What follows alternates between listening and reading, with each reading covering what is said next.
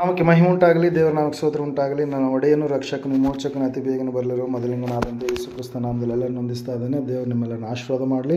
ಸಮಯದಲ್ಲಿ ನಮ್ಮ ಬಲಗೈನ ಮೇಲೆ ಕೆತ್ತೋಣ, ಈ ವಾಕ್ಯನ ಅರಿಕೆ ಮಾಡೋಣ. ಯೆಹೋವನು ಒಳ್ಳೆಯವನು, ಆತನ ಕೃಪೆಯು ಶಾಶ್ವತವಾಗಿರುವುದು. ಯೆಹೋವನು ಒಳ್ಳೆಯವನು, ಆತನ ಕೃಪೆಯು ಶಾಶ್ವತವಾಗಿರುವುದು. ಯೆಹೋವನು ಒಳ್ಳೆಯವನು, ಆತನ ಕೃಪೆಯು ಶಾಶ್ವತವಾಗಿರುವುದು. ಆಮೇನ್, ಆಮೇನ್, ಆಮೇನ್. ಹಲ್ಲೆಲೂಯಾ. ಈ ಸಮಯದಲ್ಲಿ ನೇರವಾಗಿ ನಾವು ದೇವರ ವಾಕ್ಯದ ಕಡೆಗೆ ಹೋಗೋಣ. ಓದುವಾರ ನಾವೊಂದು ವಾಕ್ಯವನ್ನು ಧ್ಯಾನ ಮಾಡ್ತಾ ಬಂದಿದ್ವಿ. ಅದೇನೆಂದರೆ, ದೇವರಿಗೆ ಇಷ್ಟವಾದಂಥ ಭಕ್ತಿಯ ಜೀವಿತ ಯಾವುದು ಎಂಬುದಾಗಿ, ದೇವರು ಮೆಚ್ಚುವಂಥ ಭಕ್ತಿ ಎಂತಹದು ಎಂಬುದಾಗಿ ನಾವು ಅನೇಕ ವಿಷಯಗಳನ್ನು, ಸಂಗತಿಗಳನ್ನು ನಾವು ನೋಡ್ತಾ ಬಂದಿದ್ದೀವಿ. ಮೊದಲನೇದಾಗಿ ದಾನಿಯೇಲನ ಸಂಗತಿಯಿಂದ ನಾವು ತೆಗೆದುಕೊಂಡು, ದೇವರು ದಾನಿಯೇಲನು ಭಯಭಕ್ತಿ ಉಳ್ಳವನಾಗಿರುವ ಕಾರಣಕ್ಕಾಗಿ ಸಿಂಹಗಳ ಗವಿಯಲ್ಲಿ ಆತನನ್ನು ಹಾಕಿದಾಗಲೂ ಕೂಡ ಯಾವುದೇ ರೀತಿಯಾದಂಥ ಹಾನಿ ಆತನಿಗೆ ಆಗದ ಹಾಗೆ ಆತನು ಮಾಡಿದಂಥ ಭಕ್ತಿಯ ಜೀವಿತ ಆತನನ್ನು ಕಾಪಾಡಿತು ಎನ್ನುವಂಥ ವಿಷಯವನ್ನು ನಾವು ಪ್ರಾರಂಭದಲ್ಲಿ ಪ್ರಾರಂಭ ಮಾಡಿ ಆಮೇಲೆ ನಾವು ಅನೇಕ ಭಕ್ತಿಯ ಲಕ್ಷಣಗಳನ್ನು ನಾವು ನೋಡ್ತಾ ಬಂದ್ವಿ. ಮೊದಲನೇದಾಗಿ ಭಕ್ತಿಯ ಲಕ್ಷಣ ಉಳ್ಳಂಥ ಜೀವಿತ, ದೇವರು ಮೆಚ್ಚುವಂಥ ಭಕ್ತಿಯ ಜೀವಿತ ಎಂತಹದಂತಂದರೆ, ದೇವರ ಭಕ್ತಿಯನ್ನು ಮಾಡುವಂಥ ಪ್ರತಿಯೊಬ್ಬರು ಕೂಡ ತಮ್ಮ ಮನೆಗಳಲ್ಲಿ ಅವರು ಸಾಕ್ಷಿ ಉಳ್ಳವರಾಗಿ ಇರಬೇಕು. ಮನೆಯಲ್ಲಿ ಹೆಂಗಿರ್ಬೇಕ್ರಿ?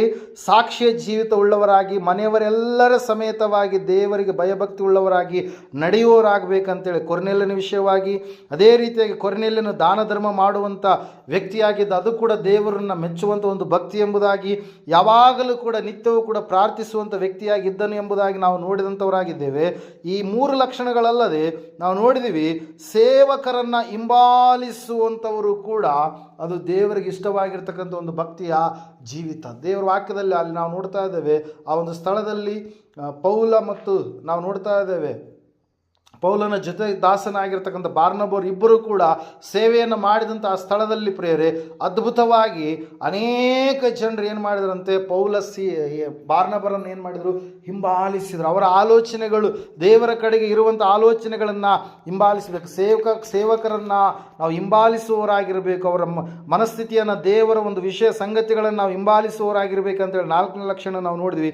5ನೇದಾಗಿ ನಾವು ನೋಡಿದ ಒಬ್ಬ ತಾಯಿ, ಆಕೆ ದೇವರ ಮಾತುಗಳನ್ನು ಲಕ್ಷ್ಯವಿಟ್ಟು ಕೇಳಿ, ಆ ಲಕ್ಷ್ಯವಿಟ್ಟು ಕೇಳಿ ಆಕೆ ರಕ್ಷಣೆ ಮಾರ್ಗದ ಕಡೆಗೆ ತಾನು ಮಾತ್ರವಲ್ಲದೆ ತನ್ನ ಕುಟುಂಬವೆಲ್ಲವನ್ನೂ ಕೂಡ ದೇವರ ಮಾರ್ಗದಲ್ಲಿ ಆಕೆ ನಡೆಸಿದ್ಲು. ಪ್ರಿಯರೇ, ಲೂದ್ಯಳು ಎನ್ನುವಂಥ ಒಬ್ಬ ಸ್ತ್ರೀ, ತುವತೈರ ಎನ್ನುವಂಥ ಪಟ್ಟಣದ ಒಬ್ಬ ತಾಯಿ, ಬಟ್ಟೆಗಳನ್ನು ಮಾರುವಂಥ ಆಕೆ ದೇವರನ್ನ ಕಂಡುಕೊಂಡು ದೇವರ ಮಾರ್ಗದಲ್ಲಿ ಆಕೆ ನಡೆದಳು. ಅದು ಕೂಡ ದೇವರಿಗೆ ಮೆಚ್ಚುಗೆಯಾದಂಥ ಭಕ್ತಿಯಾಗಿ ಇತ್ತು ಎಂಬುದಾಗಿ. ಈ 5 ಲಕ್ಷಣಗಳಲ್ಲಿ ಇನ್ನೂ ಕೆಲವೊಂದು ಲಕ್ಷಣಗಳಿದ್ದಾವೆ. ಈ ಸಮಯದಲ್ಲಿ ನಾವು ಧ್ಯಾನ ಮಾಡೋಣ. 6ನೇದಾಗಿ ದೇವರು ಮೆಚ್ಚುವಂಥ ಭಕ್ತಿ. ದೇವರು ಮೆಚ್ಚುವಂಥ ಭಕ್ತಿ ಅಂತಹ ಭಕ್ತಿ ಅಂತಂದರೆ, ನಿರೀಕ್ಷೆಯುಳ್ಳವರಾಗಿ ನಾವು ಜೀವಿಸುವಂಥವರು ಆಗಬೇಕು. ಪ್ರೇರ, ಒಂದು ಸಾರಿ ನಾವು ಪೌಲನು ತೀತನಿಗೆ ಬರೆದಂಥ ಪತ್ರಿಕೆ 1ನೇ ಅಧ್ಯಾಯದಲ್ಲಿ 2ನೇ ವಚನದಲ್ಲಿ ನಾವು ನೋಡುವುದೇ ಆದರೆ, ದೇವರಾದುಕೊಂಡವರ ನಂಬಿಕೆಯು ಭಕ್ತಿಯನ್ನುಂಟು ಮಾಡುವ ಸತ್ಯದ ಪರಿಜ್ಞಾನವು ವೃದ್ಧಿಯಾಗುವುದಕ್ಕೋಸ್ಕರವೇ ಅಪೊಸ್ತಲನಾಗಿದ್ದೇನೆ. ಆ ನಂಬಿಕೆಗೂ ಸತ್ಯದ ಪರಿಜ್ಞಾನಕ್ಕೂ ನಿತ್ಯ ಜೀವದ ನಿರೀಕ್ಷೆಯೇ ಆಧಾರವಾಗಿದೆ ಎಂಬುದಾಗಿ. ಹಲ್ಲೆಲೂಯಾ.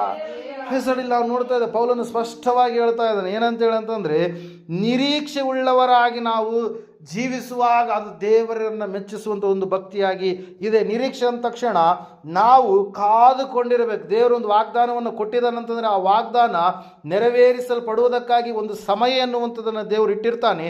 ಆ ಸಮಯದವರೆಗೆ ನಾವು ಕಾದುಕೊಂಡಿರಬೇಕು. ಅರಾತುರಿಯಲ್ಲಿ ಬೇಗ ಬೇಗನೆ ಈ ಕಾರ್ಯನಂದು ಆಗಬೇಕಂತೇಳಿ ದೇವರ ಸಂಗಡ ಹೋರಾಡುವಂಥದ್ದು ಸೂಕ್ತ ಅಲ್ಲ. ದೇವರ ವಾಕ್ಯದಲ್ಲಿ ನಾವು ನೋಡ್ತಾ ಇದ್ದೇವೆ, ಸತ್ಯವೇದ ಹೇಳ್ತಾ ಇದೆ ಪ್ರಿಯರೇ ಸ್ಪಷ್ಟವಾಗಿ. ಏನಂತ ಹೇಳಂತಂದರೆ, ಒಂದು ಕಾಲ ಉಂಟು, ನಿನ್ನ ನಿರೀಕ್ಷೆಯು ನಿರರ್ಥಕವಾಗದು ಎಂಬುದಾಗಿ. ದೇವರು ಒಂದು ಕಾಲವನ್ನು ಇಟ್ಟಿದ್ದಾನೆ, ಸಮಯವನ್ನು ಇಟ್ಟಿದ್ದಾನೆ. ಆ ಸಮಯದಲ್ಲಿ ಎಲ್ಲ ಕಾರ್ಯಗಳನ್ನು ತನ್ನ ಮಕ್ಕಳ ಪರವಾಗಿ ಆತ ನಿಲ್ಲಿಸ್ತಾನೆ. ಇಡೀ ಏನಂತ ಹೇಳ್ತಾ ಇದ್ದೇವೆ, ಜಗತ್ತು ಎನ್ನುವಂಥದ್ದು ದೇವರ ಪಾದದ ಕೆಳಗಡೆ ಬರಲಿಕ್ಕಿದೆ. ಆ ಸಮಯದಲ್ಲಿ ದೇವರು ನಮ್ಮನ್ನು ಇಡೀ ಒಂದು ವಿಶ್ವದ ಮೇಲೆ ಏನು ಮಾಡ್ತಾನ್ರಿ? ಅಧಿಕಾರವುಳ್ಳವರನ್ನಾಗಿ ಮಾರ್ಪಡಿಸ್ತಾನೆ. ಯಾಜಕರನ್ನಾಗಿ, ರಾಜವಂಶಸ್ಥರನ್ನಾಗಿ ದೇವರು ನಮ್ಮನ್ನು ಏನು ಮಾಡಿದ್ದಾನೆ? ಆದುಕೊಂಡಿದ್ದಾನೆ. ದೇವರು ವಾಕ್ಯ ಹೇಳ್ತದೆ, ಸತ್ಯವೇದ ಹೇಳ್ತಾ ಇದೆ, ನಾವು ನಿರೀಕ್ಷೆ ಉಳ್ಳವರಾಗಿ ನಿರೀಕ್ಷೆಯುಳ್ಳವರಾಗಿ ಇರಬೇಕೆ ಹೊರತಾಗಿ ನಾವು ಸ್ವಲ್ಪ ವಿಷಯಗಳಲ್ಲಿ ನಿರೀಕ್ಷೆಯನ್ನು ಕಳೆದುಕೊಳ್ಳಬಾರದು. ಹಲ್ಲೆಲೂಯಾ. Praise lord. ಜೀವಿತದಲ್ಲಿ ಅನೇಕ ಸವಾಲುಗಳು, ಸಮಸ್ಯೆಗಳು ಎದುರಾಗ್ತಾ ಇರ್ತವೆ. ಅವುಗಳ ವಿಷಯದಲ್ಲಿ ನಾವು ಬಲಹೀನರಾಗಬಾರ್ದು. ನಮಗಿರ್ತಕ್ಕಂಥ ಭಕ್ತಿಯನ್ನು ನಾವು ಬಿಟ್ಟುಕೊಡಬಾರ್ದು. ನಾವು ಸಂಪೂರ್ಣವಾಗಿ ದೃಢವಾಗಿ ಸ್ಥಿರವಾಗಿ ನಿಲ್ಲುವಂತಹ ವ್ಯಕ್ತಿಗಳಾಗಬೇಕು. ನಮಗೆ ಗೊತ್ತಿದೆ, ದೇವರು ನಮ್ಮನ್ನು ತನ್ನ ಕಡೆಗೆ ಸೆಳೆದುಕೊಳ್ತಾನೆ, ಎಳೆದುಕೊಳ್ತಾನೆ, ಸ್ವರ್ಗವನ್ನು ಪರಲೋಕವನ್ನು ನಮಗೆ ಅನುಗ್ರಹ ಮಾಡ್ತಾನೆ. ಈ ಲೋಕದಲ್ಲಿ ಸಂಕಟ ಇದೆ, ಧೈರ್ಯವಾಗಿರಿ, ನಾನು ಲೋಕವನ್ನು ಜಯಿಸಿದ್ದೇನೆ ಎಂಬುದಾಗಿ ದೇವರು ಮಾತು ಕೊಟ್ಟಿದ್ದಾನೆ, ಭಾಷೆ ಕೊಟ್ಟಿದ್ದಾನೆ. ಖಂಡಿತವಾಗಿ ಕೈ ಬಿಡದ ದೇವರು ನಮ್ಮ ದೇವರು ಎಂಬುದಾಗಿ ಗ್ರಹಿಸಿಕೊಂಡಿರ್ತಕ್ಕಂಥ ನಾವುಗಳು ಕೆಲವೊಂದು ಸಾರಿ ಅವರಿವರ ಮಾತುಗಳನ್ನು ಕೇಳಿ ನಾವು ಭಕ್ತಿಯ ಜೀವಿತದಲ್ಲಿ ಏನಾಗ್ತೀವಿ, ಹಿಂದೆ ಬೀಳ್ತೀವಿ, ಕೆಳಗಡೆ ಬೀಳ್ತೀವಿ ಪ್ರಿಯರ. ಆದರೆ ದೇವರ ವಾಕ್ಯ ಹೇಳುತ್ತೆ, ಆ ರೀತಿಯಾಗಿ ಬೀಳುವಂಥದ್ದು ದೇವರಿಗೆ ಇಷ್ಟ ಇಲ್ಲ. ಆ ರೀತಿಯಾಗಿ ಬಲಹೀನರಾಗಿ ಹಿಂದಕ್ಕೆ ಸರಿಯುವಂಥದ್ದು ದೇವರ ಚಿತ್ತವಿಲ್ಲ. ಭಕ್ತಿವಂತನಾದವನು ನಿರೀಕ್ಷೆ ಉಳ್ಳವನಾಗಿರಬೇಕು. ನಿತ್ಯ ಜೀವದ ನಿರೀಕ್ಷೆ. ದೇವರು ನನಗೆ ನಿನಗೆ ನಿತ್ಯ ಜೀವವನ್ನು ಕೊಡಬೇಕಂತೇಳಿ ಇಷ್ಟಪಟ್ಟಿದ್ದಾನೆ. ಶಾಶ್ವತವಾದ ಜೀವ. ಮನುಷ್ಯರು ಈ ಲೋಕದಲ್ಲಿ ಸ್ವಲ್ಪ ದಿವಸಗಳು ಇದ್ದು ಸ್ವಲ್ಪ ದಿವಸಗಳಾದ ಮೇಲೆ ಕಾಣದೆ ಹೋಗುವಂಥ ಒಂದು ಸ್ಥಿತಿಗತಿಗಳನ್ನು ನಾವು ನೋಡ್ತಾ ಇದ್ದೇವೆ ಪ್ರೇರೆ. ಹಲ್ಲೆಲೂಯಾ. ಪ್ರೇಸರು ವಾಕ್ಯ ಹೇಳ್ತಾ ಇದೆ, ಆದರೆ ದೇವರು ಎಂದಿಗೂ ಕೂಡ ವಾಸಿಸುವ ಹಾಗೆ ನಿತ್ಯ ಜೀವನ ತನ್ನ ಮಕ್ಕಳಾದಂಥ ನಮಗೆ ಆತನು ಏನು ಮಾಡಿದ್ದಾನೆ, ಕರುಣಿಸಿದ್ದಾನೆ ಪ್ರಿಯರು. ಅದಕ್ಕಾಗಿ ನಾವು ನೋಡ್ತಾ ಇದ್ದೇವೆ, ಸತ್ಯವೇದ ಹೇಳ್ತಾ ಇದೆ ಸ್ಪಷ್ಟವಾಗಿ ಏನಂತ ಹೇಳಂತಂದರೆ, ಆರನೆಯದಾಗಿ ಭಕ್ತಿವಂತರಾಗಿ ನಾವು ದೇವರನ್ನು ಮೆಚ್ಚುವಂಥ ಭಕ್ತಿಯನ್ನು ನಾವು ಮಾಡಬೇಕಾದ್ರೆ ಭಕ್ತಿವಂತನ ಲಕ್ಷಣಗಳಲ್ಲಿ ಆರನೇದಾಗಿ ಏನಂತಂದರೆ ನಿತ್ಯ ಜೀವದ ಕುರಿತಾಗಿ ನಾವು ನಿರೀಕ್ಷೆ ಉಳ್ಳವರಾಗಿರಬೇಕು. ಹೆಂಗಿರ್ಬೇಕು ರೀ? ನಿರೀಕ್ಷೆ ಅಂದರೆ ಖಂಡಿತವಾಗಿ ದೇವರು ಕಾರ್ಯ ಮಾಡ್ತಾನೆ, ಆತನು ಭಾಷೆ ಕೊಟ್ಟಿದ್ದಾನೆ, ಮಾತು ಕೊಟ್ಟಿದ್ದಾನೆ. ಖಂಡಿತವಾಗಿ ಆತನು ಎಲ್ಲವನ್ನು ಕೂಡ ಏನು ಮಾಡ್ತಾನೆ, ತನ್ನ ಮಕ್ಕಳಿಗೆ ಅನುಕೂಲವಾಗಿ ಇರಿಸ್ತಾನೆ ಎನ್ನುವಂಥ ಒಂದು ನಿರೀಕ್ಷೆಯಿಂದ ಕೂಡಿದವನೇ ಭಕ್ತಿವಂತ ಪ್ರಿಯರೇ. ನಿರೀಕ್ಷೆ ಇಲ್ಲದವನು ಏನು ಮಾಡ್ತಾನೆ ರೀ? ನಿರಾಶೆಗೆ ಒಳಗಾಗಿ ಅವನು ಬಲಹೀನನಾಗಿ ದೇವರ ಮೇಲೆ ಬೆರಳು ತೋರಿಸಿ ಅವನು ಏನು ಮಾಡ್ತಾನೆ, ಭಕ್ತಿಯ ಜೀವಿತದಲ್ಲಿ ಬಿದ್ದು ಹೋಗ್ತಾನೆ, ಸೋತು ಹೋಗ್ತಾನೆ ಪ್ರಿಯರೇ. ಆ ರೀತಿಯಾದಂಥ ಭಕ್ತಿಯನ್ನು ದೇವರು ಎಂದಿಗೂ ಕೂಡ ಮೆಚ್ಚೋದಿಲ್ಲ ಪ್ರಿಯರೇ. ನಾವು ನೋಡ್ತಾ ಇದ್ದೀವಿ ಯಾಕೋಬನ ಪತ್ರಿಕೆಯಲ್ಲಿ 7ನೇದಾಗಿ ಏನಂತ ಹೇಳಂತಂದರೆ, ಸತ್ಯವೇದ ಈ ರೀತಿಯಾಗಿ ಹೇಳ್ತಾ ಇದೆ 1ನೇ ಅಧ್ಯಾಯದಲ್ಲಿ ದೇವರು ಮೆಚ್ಚುವಂಥ ಭಕ್ತಿ ಎನ್ನುವಂಥದ್ದು ಎಂಥದಂದ್ರೆ 27ನೇ ವಚನ ಹೇಳ್ತಾ ಏನಂತ ಹೇಳಂದರೆ, ಸಂಕಟದಲ್ಲಿ ಬಿದ್ದ ದಿಕ್ಕಿಲ್ಲದವರನ್ನು ವಿಧವೆಯರನ್ನು ಪರಮಾರಿಸಿ ತನಗೆ ಪ್ರಪಂಚದ ದೋಷವು ಹತ್ತದಂತೆ ನೋಡಿಕೊಂಡಿರುವುದೇ ತಂದೆಯಾದ ದೇವರ ಸನ್ನಿಧಾನದಲ್ಲಿ ಶುದ್ಧವೂ ನಿರ್ಮಲವೂ ಆಗಿರುವ ಭಕ್ತಿ ಎಂಬುದಾಗಿ. ಹಲ್ಲೆಲೂಯಾ.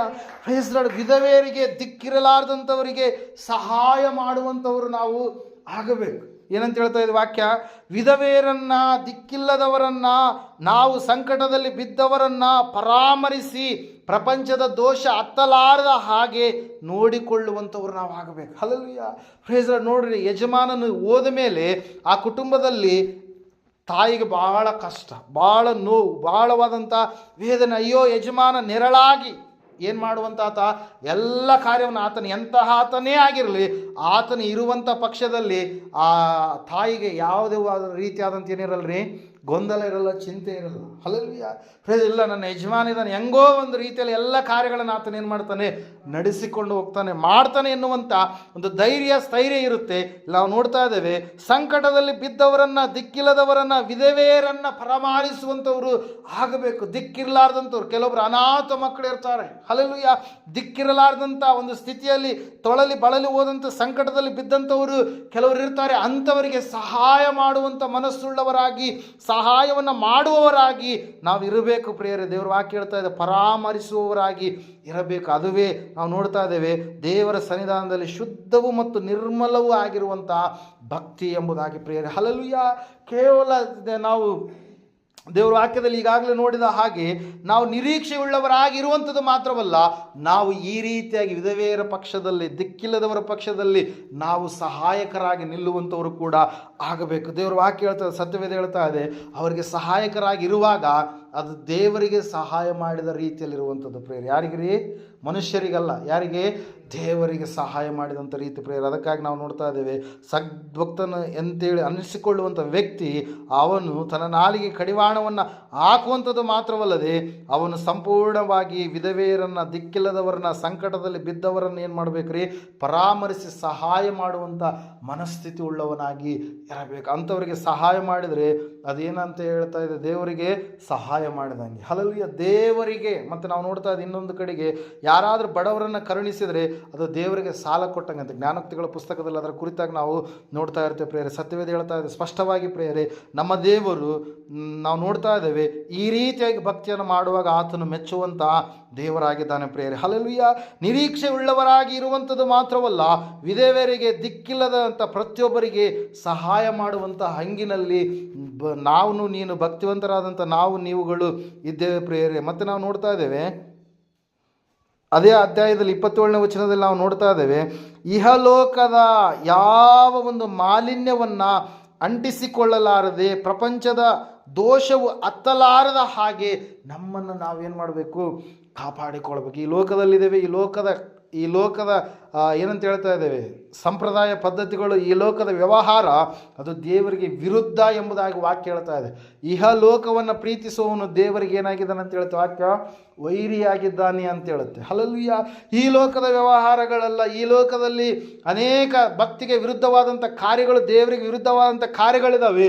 ಆ ಪ್ರಪಂಚದ ದೋಷ ಹತ್ತಲಾರದ ಹಾಗೆ ನಾವು ನಮ್ಮ ಜೀವಿತವನ್ನು ಏನು ಮಾಡಬೇಕ್ರಿ, ದೇವರ ಸಮಕ್ಷಮದಲ್ಲಿ ನಾವು ಒಪ್ಪಿಕೊಂಡು ಬೇಡವಾದಂಥದ್ದನ್ನು ಬಿಟ್ಟು ಭಕ್ತಿಗೆ ಅನುಕೂಲವಾದಂಥ ಎಲ್ಲ ಕಾರ್ಯಗಳನ್ನು ನಾವೇನು ಮಾಡಬೇಕು, ನಮ್ಮ ಜೀವಿತದಲ್ಲಿ ಅಳವಡಿಸಿಕೊಂಡು ಜೀವಿಸಬೇಕು. ದೇವರು ವಾಕ್ಯ ಹೇಳ್ತಾ ಇದೆ, ದೇವರು ನೋಡಲು ಬಯಸುವಂಥದ್ದೇನ್ರಿ, ನಮ್ಮಲ್ಲಿರ್ತಕ್ಕಂಥ ಕ್ರಿಯಾರೂಪಕವಾದ ಪರಿಶುದ್ಧತೆ ಹೊರತಾಗಿ ಕೇವಲ ಬಾಯಿ ಮಾತುಗಳು ಅಲ್ಲ. ಬಾಯಿಲಿಂದ ಬಹಳ ಭಕ್ತಿ ತೋರಿಸಿ ನಾವು ಸಂಪೂರ್ಣವಾಗಿ ದೇವರಿಗೆ ವಿರುದ್ಧವಾದಂಥ ರೀತಿಯಲ್ಲಿ ನಡೆದಿದ್ದೇ ಆದರೆ ದೇವರು ಖಂಡಿತವಾಗಿ ಅದನ್ನು ಮೆಚ್ಚುವಂಥ ದೇವರು ಅಲ್ಲ ಪ್ರಿಯರೇ. ಲೋಕದ ಮಾಲಿನ್ಯಗಳು ಏನಿದಾವೆ ಅವೆಲ್ಲವುಗಳನ್ನು ದೇವರು ಏನು ಮಾಡ್ತಾನೆ, ದ್ವೇಷಿಸುವಂಥ ದೇವರಾಗಿದ್ದಾನೆ. ನಮ್ಮ ಆರಾಧನೆಗಳು ಸಂಪೂರ್ಣವಾಗಿ ಆತನಿಗೆ ಮೆಚ್ಚುಗೆಯಾಗಿರ್ಬೇಕಂತಂದರೆ ನಾವು ಸಂಪೂರ್ಣವಾಗಿ ಲೋಕದ ಕಾರ್ಯಗಳನ್ನು ಮಾಡಲಾರದ ಹಾಗೆ ನಮ್ಮನ್ನು ಜೀವಿತವನ್ನು ನಾವೇನು ಮಾಡಬೇಕು, ದೇವರಿಗೆ ಸಮರ್ಪಿಸಿಕೊಳ್ಳಬೇಕು. ಹಲ್ಲೆಲೂಯಾ. ಪ್ರೇಸ್ಗಳಲ್ಲಿ ನಾವು ನೋಡ್ತಾ ಇದ್ದೇವೆ, ದೇವರಿಗೆ ಮೆಚ್ಚುಗೆಯಾಗಿರಬೇಕಂತಂದರೆ ನಾವು ಸಂಪೂರ್ಣವಾಗಿ ಏನು ಮಾಡಬೇಕ್ರಿ, ಸಂಕಟದಲ್ಲಿ ಬಿದ್ದಂಥ ದಿಕ್ಕಿಲ್ಲದವರನ್ನು ವಿಧವೆಯರನ್ನು ಪರಾಮರಿಸುವಂಥದ್ದು ಮಾತ್ರವಲ್ಲ, ನಿರೀಕ್ಷೆ ಉಳ್ಳವರಾಗಿ ಜೀವಿಸುವಂಥದ್ದು ಮಾತ್ರವಲ್ಲ, ನಾವು ಪ್ರಪಂಚದ ದೋಷ ಹತ್ತಲಾರದ ಹಾಗೆ ನಮ್ಮ ಜೀವಿತವನ್ನು ನಾವು ಏನು ಮಾಡಬೇಕಾಗಿದೆ, ಕಾಪಾಡಿಕೊಳ್ಳಬೇಕಾಗಿ ಇದೆ ಪ್ರಿಯರೇ. ಸತ್ಯವೇದ ಹೇಳ್ತಾ ಇದೆ ಸ್ಪಷ್ಟವಾಗಿ, ಈ ರೀತಿಯಾಗಿರುವಾಗ ಖಂಡಿತವಾಗಿ ದೇವರು ನಮ್ಮ ಭಕ್ತಿಯನ್ನು ಏನು ಮಾಡ್ತಾನಂತೆ, ಮೆಚ್ಚುತ್ತಾನೆ ಪ್ರಿಯರೇ. ಹಲ್ಲೆಲೂಯಾ. Praise Lord. ಇಲ್ಲಿ ನಾವು ನೋಡ್ತಾ ಇದ್ದೇವೆ ಕೇವಲ ಬಾಯಿ ಮಾತುಗಳಿಂದ ಪ್ರಯೋಜನ ಇಲ್ಲ. ಹಲ್ಲೆಲೂಯಾ. Praise Lord. ಆಯಿತು, ನಾನು ನಿನಗೆ ಸಹಾಯ ಮಾಡ್ತೀನಿ ಅಂತೇಳಿ ಬಾಯಿಲಿಂದ ಹೇಳಿ ಒಂದು ವೇಳೆ ದುಡ್ಡು ಕೊಡಲಾರದೇ ಇದ್ದರೆ, ಒಂದು ವೇಳೆ ಅವರಿಗೆ ಬೇಕಾಗಿರುವಂಥದ್ದು ನಾವು ಒದಗಿಸಿ ಕೊಡಲಾರದೇ ಇದ್ದರೆ ಅದು ಖಂಡಿತವಾಗಿ ಸಹಾಯ ಮಾಡಿರುವುದಕ್ಕೆ ಸಮಾನ ಆಗೋದಕ್ಕೆ ಸಾಧ್ಯ ಇಲ್ಲ ಪ್ರಿಯರೇ. ನಾವು ಕೇವಲ ಬಾಯಿ ಮಾತು ಮಾತ್ರವಲ್ಲ, ಕ್ರಿಯಾರೂಪವಾಗಿ ಅದನ್ನು ಮಾಡಿ ತೋರಿಸುವಾಗ ಖಂಡಿತವಾಗಿ ದೇವರ ಆಶೀರ್ವಾದ ಎನ್ನುವಂಥದ್ದು ನಮ್ಮ ಮೇಲೆ ಇರುವಂಥದ್ದಾಗಿದೆ ಪ್ರಿಯರೇ. ದೇವರು ವಾಕ್ಯ ಹೇಳ್ತಾ, ಸತ್ಯವೇದ ಹೇಳ್ತಾ ಇದೆ ಸ್ಪಷ್ಟವಾಗಿ ಏನಂತ ಹೇಳಂತಂದರೆ, ನಿರೀಕ್ಷೆ ಉಳ್ಳವರಾಗಿ ಇರಬೇಕು, ವಿಧವೆಯರಿಗೆ ನಾವು ಮತ್ತು ದಿಕ್ಕಿಲ್ಲಲಾರದವರಿಗೆ ನಾವು ಸಹಾಯಕರಾಗಿರಬೇಕು, ಮತ್ತು ಈ ಲೋಕದ ಮಾಲಿನ್ಯ ಯಾವುದು ಕೂಡ ಅಂಟಿಸಿಕೊಳ್ಳಲಾರದ ಹಾಗೆ ಸಂಪೂರ್ಣವಾಗಿ ಭಕ್ತಿಯ ಜೀವಿತವನ್ನು ನಾವು ಜೀವಿಸಬೇಕು. ಪ್ರಪಂಚದ ದೋಷ ಹತ್ತಲಾರದ ಹಾಗೆ ನಮ್ಮ ಜೀವಿತವನ್ನು ನಾವು ಏನು ಮಾಡಬೇಕು ರೀ, ದೇವರಿಗೆ ಮೆಚ್ಚುಗೆಯಾದ ರೀತಿಯಲ್ಲಿ ನಾವು ಅಣಿಗೊಳಿಸಿ ಸಿದ್ಧಪಡಿಸಿ ನಾವು ದೇವರಿಗಾಗಿ ಜೀವಿಸುವಂಥವರು ಆಗಬೇಕು ಪ್ರಿಯರೇ. ದೇವರ ವಾಕ್ಯ ಹೇಳ್ತದೆ, ಸತ್ಯವೇದ ಹೇಳ್ತದೆ ಸ್ಪಷ್ಟವಾಗಿ ಏನಂತ ಹೇಳಂತಂದರೆ,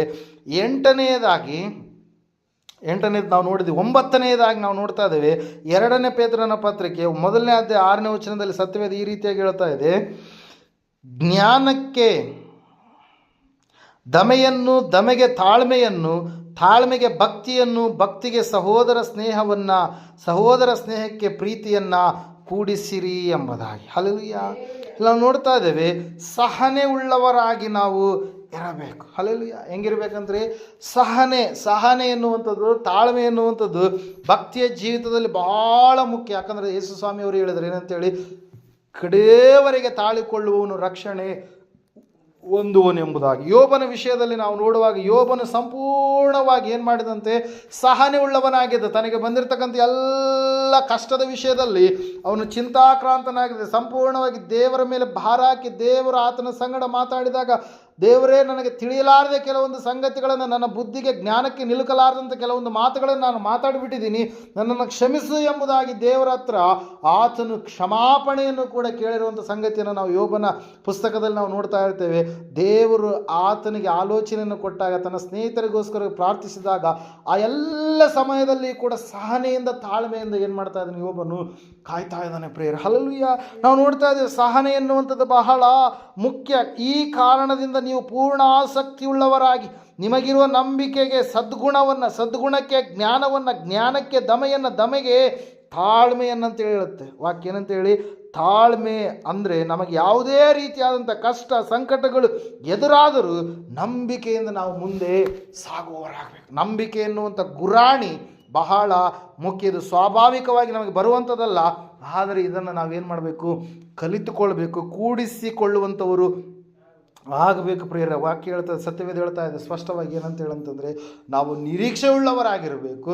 ನಾವು ಬಡವರಿಗೆ ಮತ್ತು ನಿರ್ಗತಿಕರಿಗೆ, ವಿಧವೆಯರಿಗೆ ಸಹಾಯಕರಾಗಿರಬೇಕು. ಈ ಪ್ರಪಂಚದ ದೋಷ ಇದೆ, ಈ ಲೋಕದ ಮಾಲಿನ್ಯ ಇದೆ, ಅವುಗಳನ್ನು ಅಂಟಿಸಿಕೊಳ್ಳಲಾರದ ಹಾಗೆ ಭಕ್ತಿಯ ಜೀವಿತವನ್ನು ಜೀವಿಸಬೇಕು. ಅಷ್ಟು ಮಾತ್ರವಲ್ಲದೆ ನಾವು ಸಹನೆ ಉಳ್ಳವರಾಗಿ ಇರಬೇಕು. ಯೇಸು ಹೇಳಿದ್ದಾರೆ, ಕಡೆಯವರೆಗೆ ತಾಳುವವನು ಅಂತೇಳಿ. ಹೆಂಗಂತ್ರಿ? ಕಡೆಯವರೆಗೆ ಭಕ್ತಿಯ ಜೀವಿತದಲ್ಲಿ ನಮ್ಮ ಕೊನೆಯ ಉಸಿರು ಹೋಗೋವರೆಗೂ ಕೂಡ, ದೇವರು ಬರುವವರೆಗೂ ಕೂಡ ನಮ್ಮ ಭಕ್ತಿಯನ್ನು ನಾವೇನು ಮಾಡಬೇಕು? ಸಹನೆಯಿಂದ, ತಾಳ್ಮೆಯಿಂದ ನಾವೇನು ಮಾಡಬೇಕು ರೀ? ಕಾದುಕೊಂಡಿದ್ದ ದೇವರ ಒಂದು ವಿಷಯದಲ್ಲಿ ತಾಳ್ಮೆಯುಳ್ಳವರಾಗಿರುವಾಗ ಖಂಡಿತವಾಗಿ ಕೂಡ ನಮ್ಮ ಭಕ್ತಿಯನ್ನು, ಯೋಬನನ್ನು ಮೆಚ್ಚಿದ ಹಾಗೆ ದೇವರು ನಮ್ಮನ್ನು ಕೂಡ ಏನು ಮಾಡ್ತಾನೆ? ನಮ್ಮ ಭಕ್ತಿಯನ್ನು ಕೂಡ ಏನು ಮಾಡ್ತಾನೆ? ಆತ ಮೆಚ್ಚುವಂಥ ದೇವರಾಗಿದ್ದಾನೆ ಪ್ರೇರೆ. ಸತ್ಯವೇದದಲ್ಲಿ ನಾವು ನೋಡ್ತಾ ಇದ್ದೇವೆ. ಇಷ್ಟು ಲಕ್ಷಣಗಳು ಮಾತ್ರವಲ್ಲದೆ ಇನ್ನು 2 ಲಕ್ಷಣಗಳಿದೆ. ಕೊನೆಯದಾಗಿ ಅವುಗಳನ್ನು ಕೂಡ ನಾವು ಓದಿಕೊಂಡು ಮುಗಿಸ್ಕೊಳ್ಳೋಣ. 2ನೇ ಪೇತ್ರನ ಪತ್ರಿಕೆ 3ನೇ ಅಧ್ಯಾಯ 12ನೇ ವಚನ ಈ ರೀತಿಯಾಗಿ ಹೇಳುತ್ತೆ ಪ್ರಿಯರೇ. ಒಂದ್ಸಾರಿ ಓದಿಕೊಳ್ಳೋಣ. 2ನೇ ಪೇತ್ರನ ಪತ್ರಿಕೆ 3ನೇ ಅಧ್ಯಾಯ 12. ಇವೆಲ್ಲವುಗಳು ಹೀಗೆ ಲಯವಾಗಿ ಹೋಗುವುದರಿಂದ ನೀವು ದೇವರ ದಿನದ ಪ್ರತ್ಯಕ್ಷತೆಯನ್ನು ಎದುರು ನೋಡುತ್ತಾ, ಹಾರೈಸುತ್ತಾ, ಎಷ್ಟೋ ಪರಿಶುದ್ಧವಾದ ನಡವಳಿಕೆಯು ಭಕ್ತಿಯು ಉಳ್ಳವರಾಗಿ ಇರಬೇಕಲ್ಲ. ಆ ದಿನದಲ್ಲಿ ಆಕಾಶಮಂಡಲವು ಬೆಂಕಿ ಹತ್ತಿ ಲಯವಾಗಿ ಹೋಗುವುದು, ಸೂರ್ಯ ಚಂದ್ರ ನಕ್ಷತ್ರಗಳು ಉರಿದು ಕರಗಿ ಹೋಗುವವು ಎಂಬುದಾಗಿ. ಹಲ್ಲೆಲೂಯಾ. ನಾವು ನೋಡ್ತಾ ಇದ್ದೆ, ಸತ್ಯವೇದ ಹೇಳ್ತಾ ಇದೆ ಪ್ರೇಯರ್. ಏನಂತ ಹೇಳಂತಂದರೆ, ದೇವರು ಈ ಒಂದು ಲಯವಾಗಿ ಹೋಗುವಂಥ ಈ ಎಲ್ಲ ಕಾರ್ಯಗಳು, ನಮ್ಮ ಕಣ್ಣಿಗೆ ಕಾಣುವಂಥದ್ದೆಲ್ಲವನ್ನ ದೇವರು ಏನು ಮಾಡ್ತೀನಿ ಅಂತ ಹೇಳಿದಾನೆ? ನಾಶ ಮಾಡ್ತಾನೆ. ಈ ಭೂಮಿ ನಾವಿದೀವಲ್ಲ, ಈ ಭೂಮಿ ಕೂಡ ದೇವರ ಕೈಯಿಂದ ಏನಾಗುತ್ತೆ ರೀ? ನಾಶವಾಗುತ್ತೆ. ನೋಡುವಂಥ ಆಕಾಶ, ಸೂರ್ಯ ಚಂದ್ರ ನಕ್ಷತ್ರಗಳು, ಕಣ್ಣಿಗೆ ಕಾಣುವಂಥದ್ದೆಲ್ಲವೂ ಕೂಡ ಏನಾಗುತ್ತೆ? ನಾಶವಾಗುತ್ತೆ. ಈ ಒಂದು ಪ್ರತ್ಯಕ್ಷತೆಯ ದಿನವನ್ನು, ದೇವರ ದಿನದ ಪ್ರತ್ಯಕ್ಷತೆಯನ್ನು ನೀವು ಎದುರು ನೋಡುತ್ತಾ ಹಾರೈಸುತ್ತಾ ಇರಬೇಕಾದ್ರೆ ನೀವು ಪರಿಶುದ್ಧರಾಗಿ ಜೀವಿಸಬೇಕಂತ ಹೇಳ್ತಾ ಇದೆ ವಾಕ್ಯ. ಹಲ್ಲೆಲೂಯಾ. ನಿಮ್ಮ ಪ್ರವರ್ತನೆ ಪರಿಶುದ್ಧವಾಗಿ ಇರಬೇಕು. ಎಷ್ಟೋ ಪರಿಶುದ್ಧ ಉಳ್ಳವರಾಗಿ, ನಡವಳಿಕೆ ಉಳ್ಳವರಾಗಿ ನೀವು ಇರಬೇಕಲ್ವಾ ಅಂತೇಳಿ ನಾವು ನೋಡ್ತಾ ಇದ್ದೇವೆ. ಹಲ್ಲೆಲೂಯಾ. Praise Lord. ಇಲ್ಲಿ ನಾವು ನೋಡ್ತಾ ಇದ್ದೇವೆ ತೀತನ ಪತ್ರಿಕೆ 2ನೇ ಅಧ್ಯಾಯ 11-14 ವಚನಗಳು ಓದಿಕೊಳ್ಳುವಾಗ, ಯಾಕಂದರೆ ಎಲ್ಲ ಮನುಷ್ಯರಿಗೆ ರಕ್ಷಣೆಯುಂಟು ಮಾಡುವ ದೇವರ ಕೃಪೆ ಪ್ರತ್ಯಕ್ಷವಾಯಿತು. ನಾವು ಭಕ್ತಿಹೀನತೆಯನ್ನು, ಲೋಕದ ಆಶೆಗಳನ್ನು ವಿಸರ್ಜಿಸಿ ಭಾಗ್ಯಕರವಾದ ನಿರೀಕ್ಷೆಯನ್ನು, ಅಂದರೆ ಮಹಾದೇವರ ಮತ್ತು ನಮ್ಮ ರಕ್ಷಕನಾದ ಯೇಸು ಕ್ರಿಸ್ತನ ಪ್ರಭಾವದ ಪ್ರತ್ಯಕ್ಷತೆಯನ್ನು ಎದುರು ನೋಡುತ್ತಾ ಇಹಲೋಕದಲ್ಲಿ ಸ್ವಸ್ಥಚಿತ್ತರಾಗಿಯೂ ನೀತಿವಂತರಾಗಿಯೂ ಭಕ್ತಿಯುಳ್ಳವರಾಗಿಯೂ ಬದುಕಬೇಕೆಂದು ಅದು ನಮಗೆ ಬೋಧಿಸುತ್ತದೆ ಎಂಬುದಾಗಿ. ಅಲ್ಲಿ ಹೆಂಗಂತ್ರಿ? ಭಕ್ತಿವಂತರಾಗಿ ಇರಬೇಕಂತೇಳಿ ನಮಗೆ ಬೋಧಿಸುತ್ತೆ. ನಮ್ಮ ಎಲ್ಲ ನಿರೀಕ್ಷೆ ದೇವರ ಮೇಲೆ ನಾವು ಇಟ್ಟವರಾಗಿ, ಆ ಮಹಾದೇವರು ಮತ್ತು ನಮ್ಮ ರಕ್ಷಕನು ಯಾರ್ರೀ? ಆತನು ಯೇಸು ಯಾರಂತ ಹೇಳ್ತಾ ಇದ್ದ ವಾಕ್ಯ? ಆತನು ಮಹಾದೇವರಂತೆ ಮತ್ತು ನಮ್ಮ ರಕ್ಷಕನಂತೆ. ಆತನು ಬರುವಂಥದ್ದನ್ನು ಎದುರು ನೋಡುವಂಥ ನಾವುಗಳು ಸಂಪೂರ್ಣವಾಗಿ ಪರಿಶುದ್ಧರಾಗಿ ನಾವು ಈ ಲೋಕದಲ್ಲಿ ಜೀವಿಸಬೇಕು. ಯಾವ ರೀತಿಯಾಗಿ ಜೀವಿಸಬೇಕು? ಪರಿಶುದ್ಧರಾಗಿ ನಾವು ಜೀವಿಸಬೇಕು. ನಮ್ಮ ಪ್ರವರ್ತನೆ ಎಲ್ಲವೂ ಕೂಡ ದೇವರಿಗೆ ಮೆಚ್ಚುಗೆಯಾದ ರೀತಿಯಲ್ಲಿ ಇರಬೇಕು. ನೋಹನು ತನ್ನ ಕಾಲದವರಲ್ಲಿ ತಪ್ಪಿಲ್ಲದವನಾಗಿ ಇದ್ದ ಕಾರಣಕ್ಕಾಗಿ ನೋಹನನ್ನು ದೇವ್ರ ವಾಕ್ಯ ಹೇಳ್ತಾ ಇದೆ, ಎಲ್ಲ ಜನರ ಮಧ್ಯದಲ್ಲಿ ದೇವ್ರು ಏನು ಮಾಡಿದ? ಆತನನ್ನು ಉಳಿಸಿ ಕಾಪಾಡಿ ಆತನ ಕುಟುಂಬ ಮಕ್ಕಳನ್ನು ಏನು ಮಾಡಿದ್ನರಿ? ಎಲ್ಲ ಮನುಷ್ಯರನ್ನು, ಎಲ್ಲ ಜೀವಿಗಳನ್ನು ಸಾಯಿಸಿದಾಗಲೂ ಅವ್ರನ್ನ ಮಾತ್ರ ಏನು ಮಾಡಿದ? ದೇವರು ಉಳಿಸಿದ. ಕಾರಣ ಏನು ಹೇಳ್ರಿ? ಅವರು ಪರಿಶುದ್ಧರಾಗಿ ನೀತಿವಂತರಾಗಿ ತಪ್ಪಿಲ್ಲದವರಾಗಿ ಏನು ಮಾಡಿದ್ರು? ಅವರು ಜೀವಿಸಿದ್ರು. ಪ್ರಿಯ, ನಾವು ನೋಡ್ತಾ ಇದೆ, ಸತ್ಯವೇದ ಹೇಳ್ತಾ ಇದೆ ಪೇತ್ರನ ಪತ್ರಿಕೆಯಲ್ಲಿ ಏನಂತೇಳಂದರೆ, ಪರಿಶುದ್ಧವಾದಂಥ ನಡವಳಿಕೆ ಉಳ್ಳವರಾಗಿ ಇಹಲೋಕದ ಯಾವ ಜಾಡ್ಯ ಮಾಲಿನ್ಯಗಳನ್ನು ಅಂಟಿಸಿಕೊಳ್ಳದ ಹಾಗೆ ನಾವು ಭಕ್ತಿವಂತರಾಗಿ ಜೀವಿಸಬೇಕು ಪ್ರಿಯರೇ. ನೋಹನ ಒಂದು ಕುಟುಂಬವನ್ನು ರಕ್ಷಿಸಿದ ಹಾಗೆ ದೇವರು ಯಾರು ಆತನಿಗಾಗಿ ಕಾದುಕೊಂಡಿರ್ತಾರೋ ಈ ಲೋಕದಲ್ಲಿ ತಪ್ಪಿಲ್ಲದ ರೀತಿಯಲ್ಲಿ ಜೀವಿಸುವಂಥದ್ದು ಬಹಳ ಕಷ್ಟ. ನಮ್ಮನ್ನು ತಪ್ಪಿನ ಕಡೆಗೆ ಸಿಗಿಸ್ಬೇಕಂತೇಳಿ ಸೈತಾನನ ಮಕ್ಕಳು ಆಗಿರುವಂಥವ್ರು ಅನೇಕರು ಏನು ಮಾಡ್ತಾ ಇರ್ತಾರೆ, ನಮ್ಮನ್ನು ಪಾಪದ ಕಡೆಗೆ ಸೆಳಿಬೇಕು, ಅನೇಕವಾದಂಥ ಕೆಟ್ಟ ಕಾರ್ಯಗಳ ಕಡೆಗೆ ಸೆಳೆಬೇಕು. ನಮ್ಮ ಮಾತುಗಳು, ನಮ್ಮ ನೋಟ, ನಮ್ಮ ಆಲೋಚನೆಗಳು ಎಲ್ಲವುಗಳಲ್ಲಿ ಕೂಡ ಪಾಪವೇ ತುಂಬಿರುವ ಹಾಗೆ ಸೈತಾನನ ಏನು ಮಾಡ್ತಾ ಇರ್ತಾನೆ, ಪ್ರೇರೇಪಿಸ್ತಿರ್ತಾನೆ. ಅದಕ್ಕಾಗಿ ನಮ್ಮ ನಾಲಿಗೆಯನ್ನು ಕಡಿವಾಣವಾಗಿ ನಾವು ಇಟ್ಕೊಳ್ಬೇಕು. ನಾಲಿಗೆಯನ್ನು ಅರಿದು ಬಿಟ್ಟು ನಾವು ಮಾತಾಡಬಾರ್ದು. ಲೋಕದ ಕೆಟ್ಟ ಕೆಟ್ಟ ಮಾತುಗಳು, ಕೆಟ್ಟ ಕೆಟ್ಟ ಪದಗಳು, ದೂಷಿಸುವಂಥ ಮಾತುಗಳು, ಬೈಯುವಂಥ ಮಾತುಗಳು, ಯಾವ ಕುಚೋದ್ಯ ಮಾತುಗಳು, ಅಪಹಾಸ್ಯ ಮಾತುಗಳು ಯಾವುದು ಬರಬಾರ್ದು. ಯಾವುದು ಇನ್ನೊಬ್ಬರಿಗೆ ಕೆಟ್ಟದ್ದು ಮಾಡುವಂಥ ಯಾವ ಆಲೋಚನೆ ನಮ್ಮಲ್ಲಿ ಇರಬಾರ್ದು. ಇನ್ನೊಬ್ಬರನ್ನು ಮಾತಿನ ಮೂಲಕವಾಗಿ ಸಾಯಿಸುವಂಥ ಒಂದು ನಡತೆ ನಮ್ಮಲ್ಲಿ ಇರಬಾರ್ದು. ಇಲ್ಲಿ ನಾವು ನೋಡ್ತಾ ಇದ್ದೇವೆ ಪ್ರಿಯರೇ, ದೇವ್ರ ವಾಕ್ಯ ಹೇಳ್ತಾ ಇದೆ, ಸತ್ಯವೇದ ಹೇಳ್ತಾ ಇದೆ ಸ್ಪಷ್ಟವಾಗಿ, ಪರಿಶುದ್ಧವಾದಂಥ ನಡವಳಿಕೆ ಉಳ್ಳವರಾಗಿ ನಾವು ಇರಬೇಕು. ಅದೇ ರೀತಿಯಾಗಿ ಪರಿಶುದ್ಧವಾದಂಥ ನಡವಳಿಕೆ ಉಳ್ಳಂಥ ಅನೋಕನ ಎನ್ನುವಂಥ ಭಕ್ತಿವಂತನು ದೇವರ ಸಂಗಡ ಆತನು ಜೀವಿಸ್ತಾ ಇರಬೇಕಾದ್ರೆ ದೇವರ ಆತನನ್ನು ಕರೆದುಕೊಂಡು ಎಲ್ಲಿಗೋದಂತೆ, ಪರಲೋಕಕ್ಕೆ ಹೋದ. ಅದಕ್ಕಾಗಿ ಸಾವಿಲ್ಲದ ಹಾಗೆ ಮೊದಲನೇದಾಗಿ ಆತನೇನು ಮಾಡಿದ್ರಿ, ಈ ಲೋಕದಿಂದ ಪರಲೋಕಕ್ಕೆ ಒಯ್ಯಲ್ಪಟ್ಟ ಪ್ರಿಯರೇ. ಹಲ್ಲೆಲೂಯಾ. ದೇವರು ವಾಕ್ಯ ಹೇಳ್ತದೆ, ಸತ್ಯವೇದ ಹೇಳ್ತಾ ಇದೆ, ಇವತ್ತಿನ ದಿವಸ ನಿನ್ನ ಜೀವಿತ ಅದು ದೇವರಿಗೆ ಮೆಚ್ಚುಗೆ ಆದಂಥ ಭಕ್ತಿಯಾಗಿ ಇರಬೇಕಾದ್ರೆ ನಮ್ಮ ಪ್ರವರ್ತನೆಯಲ್ಲಿಯೂ ಕೂಡ, ಎಲ್ಲ ನಡವಳಿಯಲ್ಲಿಯೂ ಕೂಡ ನಾವು ಪರಿಶುದ್ಧರಾಗಿ ಇರಬೇಕು ಎಂಬುದಾಗಿ. ಹಲ್ಲೆಲೂಯಾ. ಕೊನೆಯದಾಗಿ ಪ್ರಿಯರ ಒಂದು ಮಾತಿದೆ, ಈ ವಚನವನ್ನು ಓದಿಕೊಳ್ಳೋಣ. ಅದೇ ಎರಡನೇ ಪೇತ್ರನ ಪತ್ರಿಕೆ 1ನೇ ಅಧ್ಯಾಯ 7ನೇ ವಚನದಲ್ಲಿ ಈ ರೀತಿಯಾಗಿರುತ್ತೆ ವಾಕ್ಯ, ಓದಿಕೊಳ್ಳೋಣ.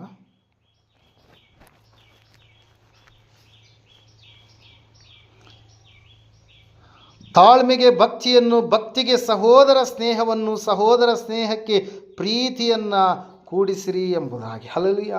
Price the Lord. ನಾವು ನೋಡ್ತಾ ಇದ್ದೇವೆ, ಕೊನೆಯದಾಗಿ ಸಹೋದರ ಸ್ನೇಹತ್ವ ಉಳ್ಳವರಾಗಿ ನಾವು ಇರಬೇಕು ಎಂಬುದಾಗಿ. ಸಹೋದರರ ಪ್ರೀತಿಯನ್ನು ನಾವು ವ್ಯಕ್ತಪಡಿಸುವಂಥ ಮಕ್ಕಳಾಗಿ ಇರಬೇಕು ಎಂಬುದಾಗಿ ದೇವರು ವಾಕ್ಯ ಹೇಳ್ತಾ, ಸತ್ಯವೇದ ಹೇಳ್ತಾ ಇದೆ, ನಾವೆಲ್ಲರೂ ಕೂಡ ಏನಾಗಿದೆ, ದೇವರ ಮಕ್ಕಳಾಗಿ ಇದ್ದೇವೆ. ದೇವರ ಯೇಸು ಕ್ರಿಸ್ತನ ರಕ್ತದಲ್ಲಿ ತೊಳೆಯಲ್ಪಟ್ಟಂಥ ರಕ್ತ ಸಂಬಂಧಿಗಳಾಗಿದ್ದೇವೆ ನಾವು. ಹಲ್ಲೆಲೂಯಾ.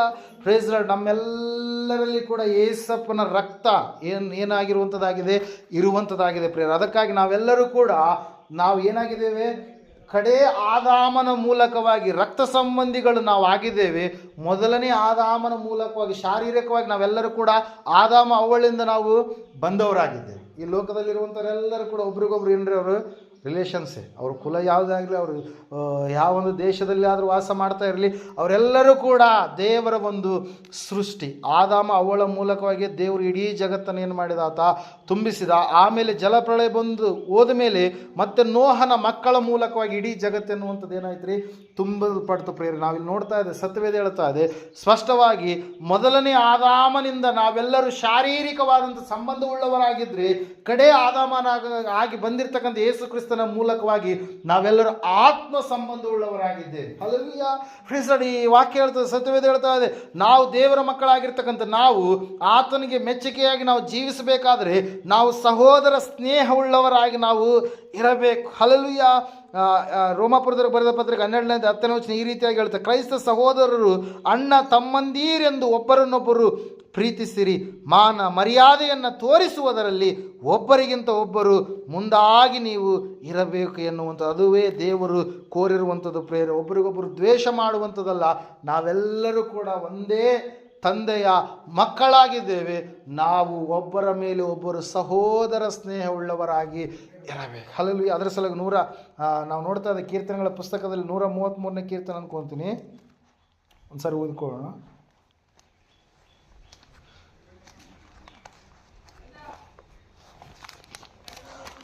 ಮೊದಲನೇ ವಾಕ್ಯ, ಆಹಾ ಸಹೋದರರು ಒಂದಾಗಿರುವುದು ಎಷ್ಟೋ ಒಳ್ಳೆಯದು, ಎಷ್ಟೋ ರಮ್ಯವಾದದ್ದು. ಅದು ಆರೋನನ ತಲೆಯ ಮೇಲೆ ಹಾಕಲ್ಪಟ್ಟು ಅವನ ಗಡ್ಡದ ಮೇಲೆಯೂ ಅಲ್ಲಿಂದ ಅವನ ಅಂಗಿಗಳ ಕೊರಳ ಪಟ್ಟಿಯವರೆಗೂ ಹರಿದು ಬರುವ ಶ್ರೇಷ್ಠ ತೈಲದಂತೆಯೂ, ಹೆರ್ಮೋನ್ ಪರ್ವತದಲ್ಲಿ ಹುಟ್ಟಿ ಚಿಯೋನ್ ಪರ್ವತದ ಮೇಲೆ ಬೀಳುವ ಮಂಜಿನಂತೆಯೂ ಇದೆ.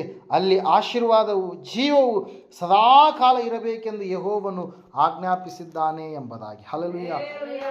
ಸ್ಪಷ್ಟವಾಗಿ ವಾಕ್ಯ ಹೇಳ್ತಾ ಇದೆ, ಸಹೋದರರ ಸ್ನೇಹವು ಎಷ್ಟೋ ಒಳ್ಳೆಯದು, ಎಷ್ಟೋ ರಮ್ಯವಾಗಿ ಇರುವಂಥದ್ದು ಎಂಬುದಾಗಿ. Hallelujah, praise Lord. ನೋಡೋದಕ್ಕೆ ಅಂದವಾಗಿ ಚಂದವಾಗಿ ಯಾವ ರೀತಿಯಾಗಿ ಕಣ್ಣಿಗೆ ರಮ್ಯವಾಗಿ ಆ ಒಂದು ಹಣ್ಣು ಇತ್ತು ಎಂಬುದಾಗಿ ವಾಕ್ಯದಲ್ಲಿ ಹೇಳಿದ ಹಾಗೆ ಸಹೋದರರ ಸ್ನೇಹದ ಕುರಿತಾಗಿ ಕೂಡ ಎಷ್ಟೋ ರಮ್ಯ, ಎಷ್ಟೋ ಒಳ್ಳೆಯದು ಎಂಬುದಾಗಿ ವಾಕ್ಯ ಏನು ಮಾಡ್ತಾ ಇದೆ ರೀ, ತಿಳಿಸ್ತಾ ಇದೆ ಪ್ರೇಯರ್. ಅದಕ್ಕಾಗಿ ನಾವು ನೋಡ್ತಾ ಇದ್ದೇವೆ, ದೇವರ ವಾಕ್ಯ ಹೇಳ್ತಾ ಇದೆ, ಸತ್ಯವೇದ ಹೇಳ್ತಾ ಇದೆ ಸ್ಪಷ್ಟವಾಗಿ ಪ್ರೇಯರೇ, ನಾವು ಕೊನೆಯದಾಗಿ ಸಹೋದರ ಸ್ನೇಹತ್ವ ಉಳ್ಳವರಾಗಿ ಇರಬೇಕು. ನಾವೆಲ್ಲರೂ ಕೂಡ ಒಂದೇ ಕುಟುಂಬದವರು ಆಗಿದ್ದೇವೆ, ನಾವೆಲ್ಲರೂ ಕೂಡ ಒಂದೇ ಶಾಲೆಯ ವಿದ್ಯಾರ್ಥಿಗಳಾಗಿದ್ದೇವೆ, ನಾವೆಲ್ಲರೂ ಕೂಡ ಒಂದೇ ಕುರಿ ಹಟ್ಟಿಯಲ್ಲಿರ್ತಕ್ಕಂಥ ಕುರಿಗಳಾಗಿದ್ದೇವೆ.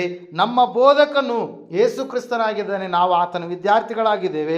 ನಮ್ಮ ಕುರುಬನು ಯೇಸು ಕ್ರಿಸ್ತನಾಗಿದ್ದಾನೆ, ನಾವು ಆತನ ಕುರಿಮರಿಗಳಾಗಿದ್ದೇವೆ. ನಮ್ಮ ತಂದೆ ಯೇಸು ಕ್ರಿಸ್ತನಾಗಿದ್ದಾನೆ, ನಾವು ಆತನ ಮಕ್ಕಳಾಗಿದ್ದೇವೆ. Hallelujah, praise lord. ಈ ಒಂದು ಸತ್ಯಾಂಶವನ್ನು ತಿಳಿದುಕೊಂಡು ಗ್ರಹಿಸಿಕೊಂಡು ನಾವು ಜೀವಿಸುವಂಥವರು ಆಗಬೇಕು ಪ್ರಿಯರೇ. ದೇವರ ವಾಕ್ಯದಲ್ಲಿ ನಾವು ನೋಡ್ತಾ ಇದ್ದೇವೆ, ಸತ್ಯವೇದ ಹೇಳ್ತಾ ಇದೆ ಸ್ಪಷ್ಟವಾಗಿ, ಮಾನ ಮರ್ಯಾದೆಯನ್ನು ತೋರಿಸುವುದರಲ್ಲಿ ನೀವು ಒಬ್ಬರಿಗಿಂತ ಒಬ್ಬರು ಮುಂದಾಗಿ ಇರ್ರಿ, ಯಾರನ್ನು ತೆಗಳಬೇಡ್ರಿ, ಯಾರನ್ನು ಕಡೆಗಣಿಸಿ ಮಾತನಾಡಬೇಡ್ರಿ.